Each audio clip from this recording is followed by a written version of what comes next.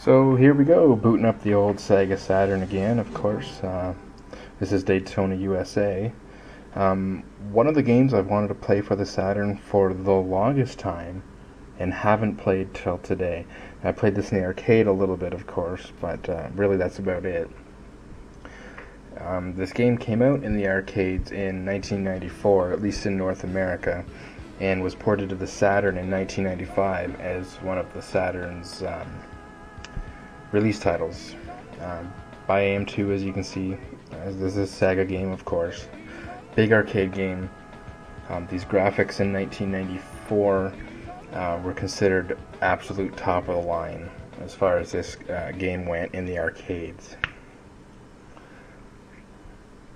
Now, first things first, I'm going to change the controls because by default, downshift and upshift is actually up and down on the D-pad, and I find it very complicated. Switch that over to the L and R triggers to shift. It just makes a lot more sense. It should have really been the default if you ask me. So anyways, here we go. As usual, I picked manual mode. I usually always do in a racing game. So the first track's basically a small oval track. Your speed's up, you're going 200 miles an hour. You really have to be careful on the brakes in this track. I mean, you hit the brakes and things will get squirrely if you're not, dead straight when you hit the brakes. Basically, in this track, you don't need to hit the brakes too much. See, there I was drifting a little bit. You basically just want to let off the gas for some of the corners.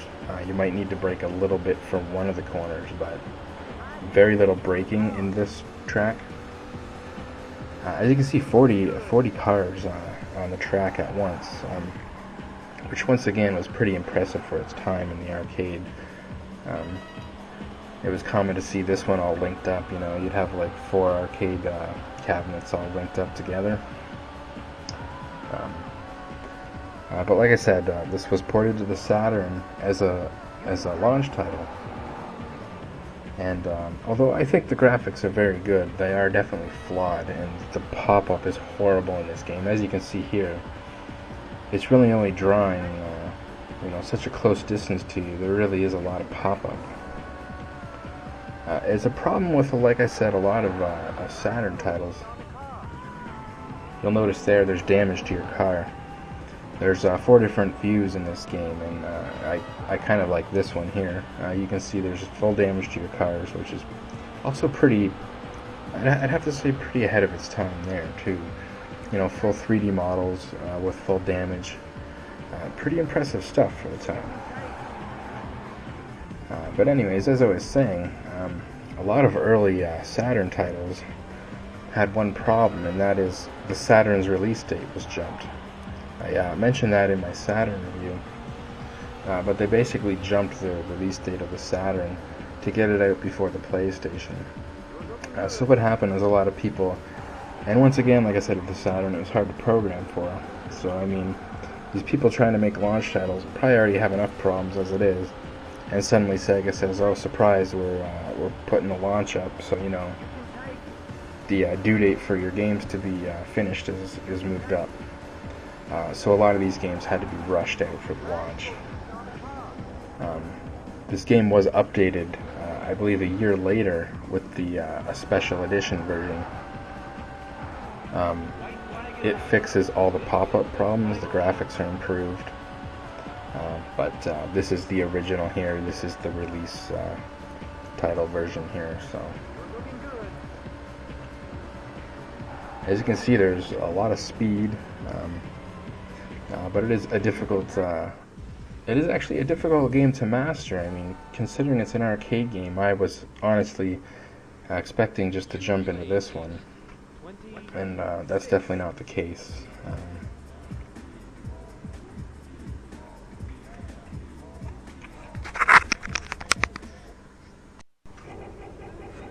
So here's the second race. This is the medium difficulty track. And as I was saying, being an arcade racer, I was really expecting to just jump into this one, but it does actually require some mastering. This track here is more like a road course track. And on the first track, I was saying you don't really need to use your brakes much. You don't really even need to leave fourth gear. This one you're going to have to do some braking and slowing down using third gear. It's definitely a tricky game. It's definitely a tricky game. It's definitely going to take some mastering. Which surprised me is it, despite being a massively arcade-style game, there is some effort required in the sort of thought of how this car is acting. When it starts to drift and you've really got to regain control of the car. You can easily spin out the tires, or you can easily lock up the brakes. So once again, you've got to be careful on the brakes.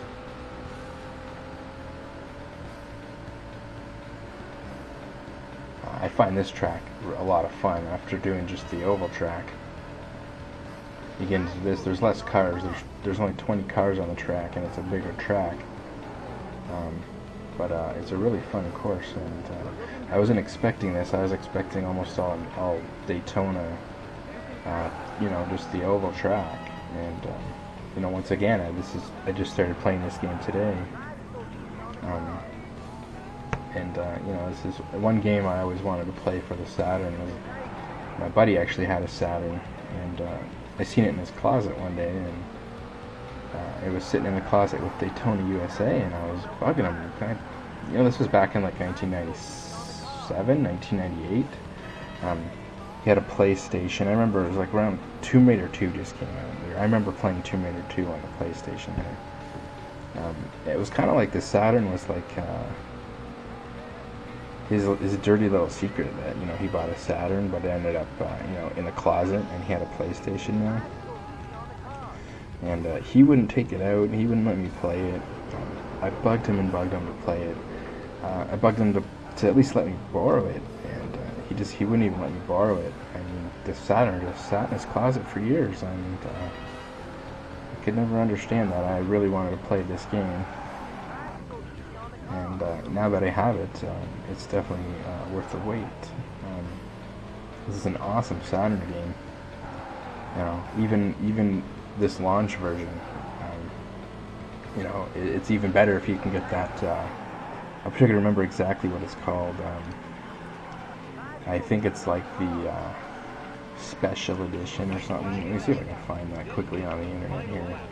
It's the Championship Circuit Edition, released in 1996, and that's got much updated graphics, and the pop-ups are almost completely gone. So.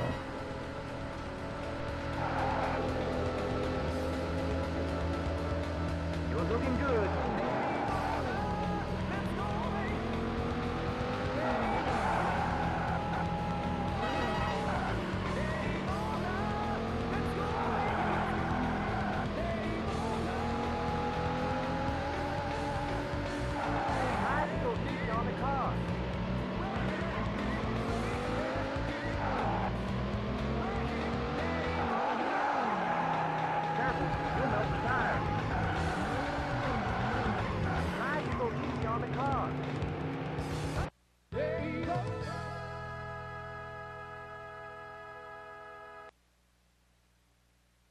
You placed 15.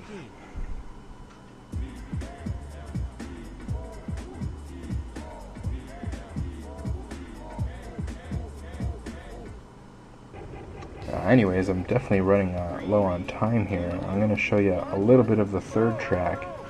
The third track's the longest of them all, and it's the hardest difficulty.